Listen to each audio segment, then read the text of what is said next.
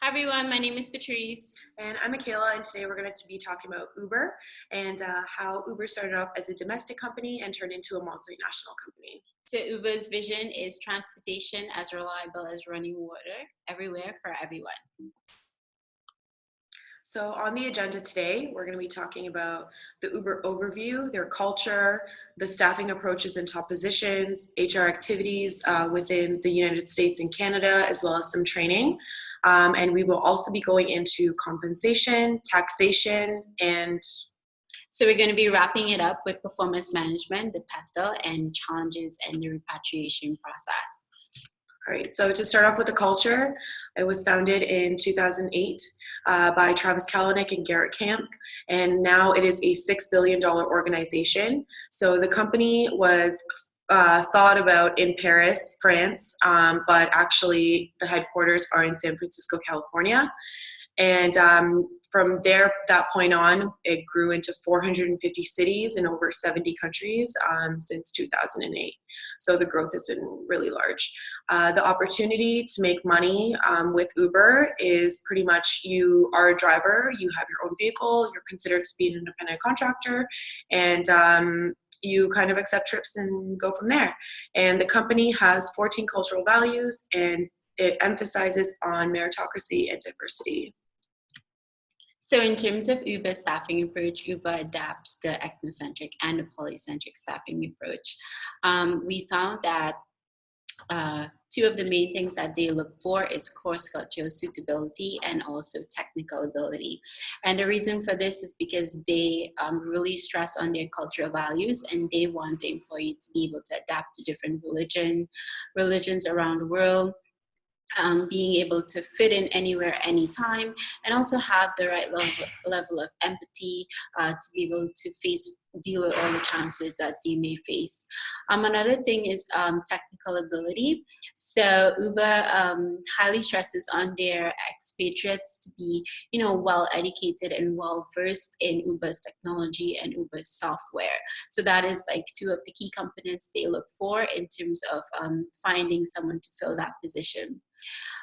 So for Uber, from Uber in the United States to Uber in Canada, the assignments are generally short-term, so it lasts anywhere between 1 year, no longer than 1 year, but like from 6 months to 1 year.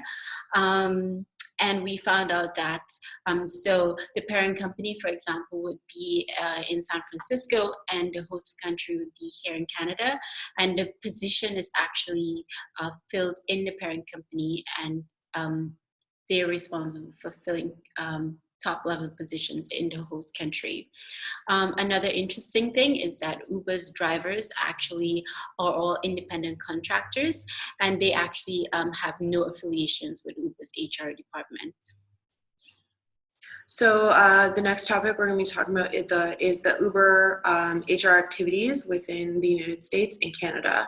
So the Uber HR department is responsible for a broad range of activities, which include staffing locations throughout the United States, issuing training, and identifying the gaps that are needed for continuous growth and development.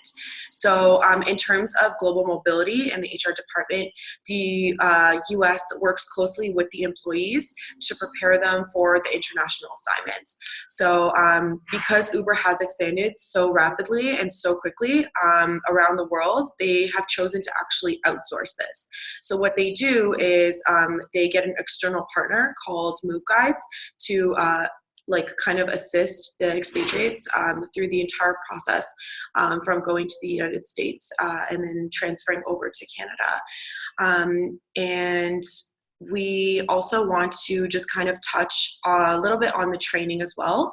So with the training is mostly done as in a classroom training kind of stage. It's very small. It's not a lot of people. The actual Uber employees themselves, there's probably about 30 or 40 in every single office in every single city. So it's not that large. So since the training is done in small classrooms, they focus more on like role plays and incidents and cases and any kind of culture assimilation training before they move on to their next country of work. And just one more thing that I wanted to touch on with training. So Uber sees coaching just as an essential component to ensure that policies and key informations are being passed down and kind of globalized. So in terms of compensation and taxation, I'm just going to talk a little bit about the work permit process. So in terms of Uber preparing an employee for an assignment here in Canada, they actually get what is called an employer-specific work permit, and this allows employees from the US to be able to work in Canada, and it allowed Uber to be able to set up their operations here. This is actually a pretty simple process for HR to follow, and it's actually done online.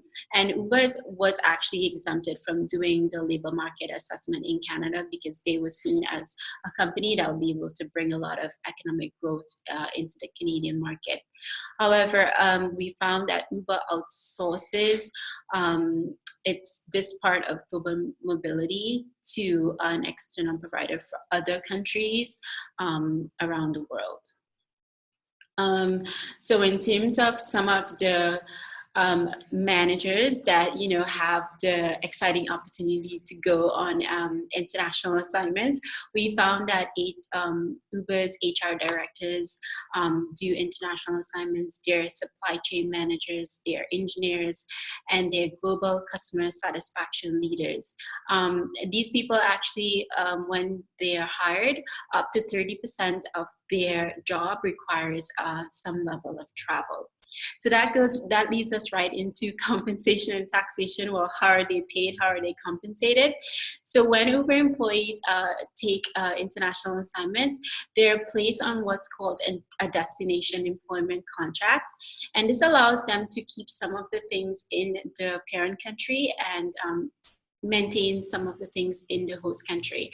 So they keep things like, for example, like their pension. They still contribute to their pension plan in the United States, but once they come over to, for example, for Canada, they fall under all our local payment plans that we have here. So, for example, they go under Manulife in Canada, and that takes care of their health benefits and anything in that category, as well as they get all our Canadian gym benefits and all Uber's unlimited holiday pay policy. So in terms of taxation, Uber actually outsources this part of this aspect. They actually adapt the they actually adapt they actually has consultants who provide Uber employees with assistance to help them get through the taxation process, because it can be a little complicated, and they adapted the going rate approach for this. So all Uber's employees, when they take on the international assignment, they're required to pay all taxes within the host country upon during their trip. So I will be speaking about performance management. So Uber focuses widely on a metric system when it comes to performance. So they take scorecards and they evaluate their employees on these scorecards, and they are based on different rating scales, because there are multiple departments through Uber, for example, for like marketing, sales, engineering, Uber experts, which are the individuals who help the drivers. So they are kind of, evaluated based off of conversion rates, and they have a collaborative process which kind of proceeds to them setting goals for the employees and for the employees to set goals for themselves. So it's kind of like a two-way street. So the managers would consult with the employees in terms of how to better improve and what they are doing well, because they value recognition throughout the entire company. So the performance management system kind of aligns with the organization's strategic goals, and the direction and the culture that Uber goes into. The transparency of the scorecard encourages the employees to be competitive because the scorecards are released and everybody can kind of see them. And they focus on a 360-degree feedback system from these scorecards. Yeah, so that's going to take us right into Pastel. So we're coming down to the very end. So our first one is actually political. And we found that when Uber entered a lot of these countries, cities around the world essentially had to change their bylaws and regulations to be able to accommodate them to operate. In terms of economic, so Uber had major economic impact in many countries, like for example in the United States, where their parent country is, they have created over 2 million driving jobs. Right here in Canada, Uber operates in 5 cities, and so far they have over 500,000 drivers here in Canada. One of the things we found that's really interesting is that Uber's biggest market is in India, and 50% of their drivers in India is actually women. So it really goes to show how diverse the company is in this area. So the next aspect would be the social aspect of Pestle. So the platform kind of allows everybody to have access to transportation, and it's an inexpensive alternative to public transportation. So over the last couple of years, Uber has become a norm, and it's expected by many to be available in almost every single country around the world. And what's really great about Uber is that it gives the opportunity for people to share the income source with like their friends, their family, and their colleagues. So essentially, they're all supporting each other, which is kind of like a really great idea, and it's fantastic for the economy itself. And like I said, Uber provides consumers like with values such as saving time, safety, and also allowing individuals to live their own fast-paced life.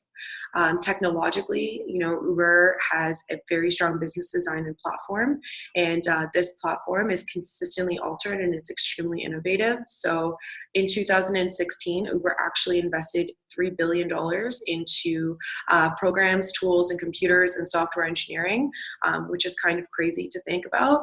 And recently they are introducing self-driving vehicles, which they kind of hope to introduce everywhere to minimize congestion, which leads us into the environmental portion of Pastel. Yeah, so our last pastel is environment, and so because Uber highly promotes ride sharing, this really helps in terms of decongestion, traffic issues around the world, and for many cities that are really overpopulated. So Uber is really happy to be able to just offer this service and have that type of impact in many cities. And that takes us right into our final step. And this is talking about some of the challenges that Uber faces and how they actually prepare to bring their employees back into the organization. So the first challenge that they face is compliance with labor laws. So Uber is faced with these compliance issues on probably a monthly basis. They have to negotiate with every single city and every single country, and all of the bylaws and regulations are completely different. So pretty much, for an example, right, the city of Toronto, we have our taxi companies, we have our limousine companies, and all of these companies are just regulated by the city.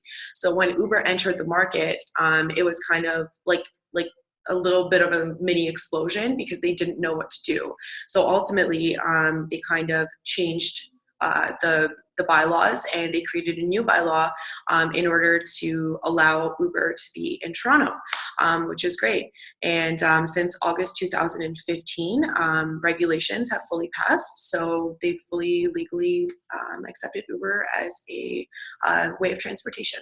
Yeah. So another challenge that Uber faces is in terms of building their capability. And because Uber operates in many countries around the world, sometimes they're challenged in terms of being able to standardize their global approach and being able to, disseminate information across the board freely and on time. and efficiently as they would like. And one of the things that they're also faced with is because they're growing in technology so fast, some of the employees actually have challenges in terms of keeping up with how rapid the company is growing. And this, we've seen that it affects performance for those who are unable to keep up, and it actually increases turnover in some of Uber's locations in the host country. And the final topic we're going to be talking about today is repatriation. So we found out that employees experience high levels of stress because the company is consistently changing, especially when they arrive back at their parent country. So employees may be faced with working outside of their daily schedules once they arrive back in their home country, just because they're going to be working out of their schedules to complete work that they may have missed while they were gone, because there is a very low chance of that position being filled while they're away for 6 months or 1 year. And upon reentry, the expatriate will also need to consult with their taxation professional to kind of talk about how they're going to switch everything back over. So the disconnection from the department, can result in anxiety when the expatriate comes home, and discomfort due to low morale. And it's just kind of like a strange transition period for the individual, just because every single city and every single country has different laws and different bylaws. So it's very, very hard to keep up with all of the systems and all of the regulations. Yeah. So one of the things Uber does, what they try to do in terms of HR, they really try, when the expatriate returns home, they sit down with each employee that returned, and they kind of just reel them back in again, give them an update in terms of what has been happening in the organization, in terms of taxation, bringing them back on the regular payroll, and just basically keeping them up to date and keeping in touch with them during that process of getting back in. Another thing is HR actually, just lets the employee know that there's actual support provided by move guides in case it was a type of assignment where the employee needed help in terms of finding a new house again, a new apartment, or just settling down back into the culture in the parent company. So that is pretty much it. Yep, that concludes our presentation on Uber. We hope you enjoyed it, and thank you for listening. Bye. Bye.